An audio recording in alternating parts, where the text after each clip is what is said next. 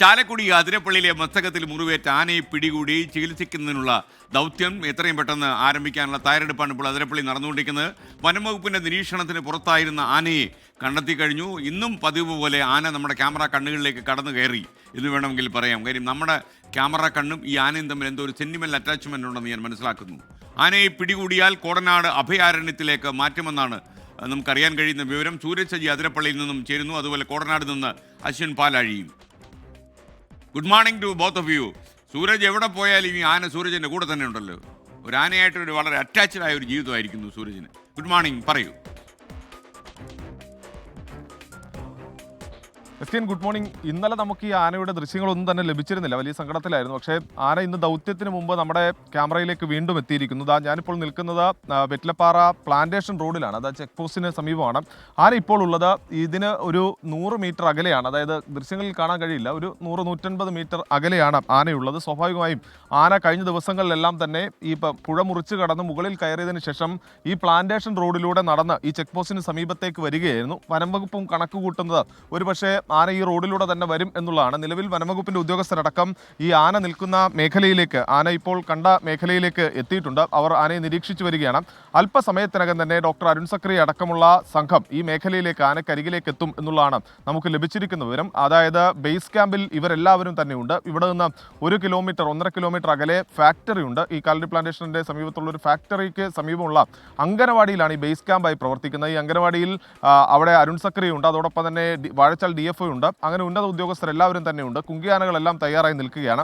അല്പസമയത്തിനകം ഈ ആനക്കരികിലേക്ക് എത്തി ഈ ആനയെ മയക്കുവെടി വെച്ച് പിടികൂടുക, എന്നിട്ട് പിന്നീട് അഭയാരണ്യത്തിലേക്ക് കൊണ്ടുപോകുക എന്നുള്ളതാണ് വനംവകുപ്പ് ലക്ഷ്യം വെക്കുന്നത്. പക്ഷേ SKN, ഇപ്പോൾ 2 പ്രതിസന്ധികളുണ്ട്. ഒന്ന്, ആനയുടെ ആരോഗ്യസ്ഥിതി തന്നെയാണ്. വലിയ രീതിയിൽ ആന അവശതയിലാണ് എന്നുള്ളതാണ് വനംവകുപ്പ് ഉദ്യോഗസ്ഥരടക്കം പറയുന്നത്. മയക്കുവെടി വെച്ചാൽ ആന അതിനെ എങ്ങനെ അതിജീവിക്കും എന്നതിൽ വനംവകുപ്പ് ഉദ്യോഗസ്ഥർക്കും വെറ്ററിനറി ഡോക്ടർക്കും അടക്കം വലിയ ആശങ്കകളുണ്ട്. രണ്ടാമത്തെ പ്രതിസന്ധി എന്ന് പറയുന്നത്, ഇപ്പോൾ ഈ ആനക്കൊപ്പം മറ്റൊരു ആന കൂടി സഞ്ചരിക്കുന്നു എന്നുള്ളതാണ്. ഈ ഏഴാറ്റുമുഖം ഗണപതി എന്നാണ് നമ്മൾ കരുതുന്നത്. അത്തരത്തിലുള്ള ഒരു ആന, ഒരു കൊമ്പൻ ഈ ആനക്കൊപ്പം സഞ്ചരിക്കുന്നുണ്ട്. അതുകൊണ്ട് തന്നെ ഈ ആനയെ മാറ്റിയതിനു ശേഷമായിരിക്കും ഈ മസ്തകത്തിൽ മുറിവേറ്റ ആനയെ മയക്കുവെടി വെക്കുന്ന നടപടികളിലേക്ക് കടക്കുക. എന്തായാലും വനംവകുപ്പ് ഉദ്യോഗസ്ഥരടക്കം ഇപ്പോൾ ആനക്കരികിലേക്ക് എത്തിയിട്ടുണ്ട്. Okay, thank you Sooraj Saji. ഇനി കോടനാട് നിന്ന് അശ്വിൻ പാലാഴി ചേരുന്നു. കോടനാട് അഭയാരണ്യത്തിലേക്കാണ് ഈ ആനയെ മാറ്റുക എന്നാണ് നമുക്കറിയാൻ കഴിയുന്ന വിവരം. Ashwin, good morning. അവിടെ നിന്ന് ലഭിക്കുന്ന വിവരം എന്താണ്? SK, എന്തായാലും അല്പസമയത്തിനുള്ളിൽ, അതായത് ഈ അവിടുത്തെ നടപടികൾ ആരംഭിച്ച് പിന്നീട് അത് കൊണ്ടുവരിക ഇവിടേക്കാണ്. ആനയെ പിടിച്ചാൽ ഉടൻ ഇവിടേക്ക് കൊണ്ടുവരും. കഴിഞ്ഞ 2 ദിവസം മുമ്പ് തന്നെ ഈ കൂടൊരുക്കുന്നതുമായി ബന്ധപ്പെട്ട നടപടികളിലേക്കെല്ലാം കടന്നിരുന്നു. അത് ആദ്യഘട്ടത്തിൽ ഇത് പരിശോധിച്ചപ്പോൾ അതിന് ചെറിയ ബലക്ഷയമൊക്കെ ഉണ്ടായിരുന്നു. നമുക്കറിയാം, 1.5 വർഷം മുമ്പ് അരിക്കൊമ്പൻ ദൗത്യത്തിന് വേണ്ടി പണിത കൂടാണ്. പിന്നീട് ഈ ഒരു ദൗത്യത്തിന് വേണ്ടിയാണ് വീണ്ടും ഒരു പുനഃപരിശോധന അതിൻ്റെ ബലത്തിന്റെ കാര്യത്തിലൊക്കെ നടക്കുന്നത്. എന്തായാലും ആദ്യഘട്ടത്തിലെ പരിശോധനയിൽ ചെറിയ ബലക്ഷയം അതിന് കണ്ടെത്തുകയും പിന്നീട് അത് മറ്റൊരു കൂട് എന്നുള്ളൊരു തീരുമാനത്തിലേക്ക് പോവുകയും ചെയ്തിരുന്നു. 2 ദിവസം മുമ്പ് അതിന് നിർമ്മാണം ആരംഭിച്ചതാണ്. അത് പൂർത്തിയായി എന്നുള്ളതാണ് നമ്മൾ മനസ്സിലാക്കുന്നത്.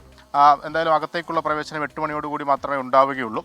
ആനയോട് എത്തിച്ചാൽ അതിൻ്റെ ആരോഗ്യാവസ്ഥയൊക്കെ പരിഗണിച്ച് മറ്റ് ചികിത്സ നൽകുന്ന കാര്യങ്ങളടക്കം ഉണ്ടാവുക ഈ അഭയാരണ്യത്തിലാകും.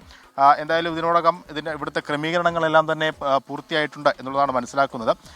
അവിടെ വൈദ്യസംഘം അടക്കം ഇതിനോടകം തന്നെ എത്തിയിട്ടുമുണ്ട്. ഇവിടേക്ക് എത്തിച്ചാൽ, അതായത് മറ്റേ ചെക്ക് പോസ്റ്റ് കഴിഞ്ഞ് ഇവിടേക്ക് എത്തിയ മുറയ്ക്ക് ഇവിടെ മറ്റ് ചികിത്സാ സൗകര്യങ്ങളെല്ലാം തന്നെ ഇതിനോടകം തന്നെ ഒരുക്കിയിട്ടുമുണ്ട്. അകത്ത് ഇന്നലെ രാത്രി ഒരു കൂടിൻ്റെ ബലപരിശോധന നടത്തിയിരുന്നു. ആനയെ ഇവിടേക്ക് എത്തിച്ചാൽ അതിനെ പാർപ്പിക്കാനുള്ള കൂടുമായി ബന്ധപ്പെട്ട ബലപരിശോധന ഇന്നലെയും നടന്നിരുന്നു. അതിലും മറ്റ് പ്രശ്നങ്ങളൊന്നും കണ്ടെത്തിയിട്ടില്ല. എന്തായാലും ആനയെ പിടിച്ചു കഴിഞ്ഞാലുള്ള മറ്റ് നിർണായക മുന്നോട്ട് പോകുക, ചികിത്സയടക്കമുള്ള കാര്യങ്ങൾ ഉണ്ടാവുക അത് കോടനാട്ടെ അഭയാരണ്യത്തിലാകും. SK. Okay, thank U.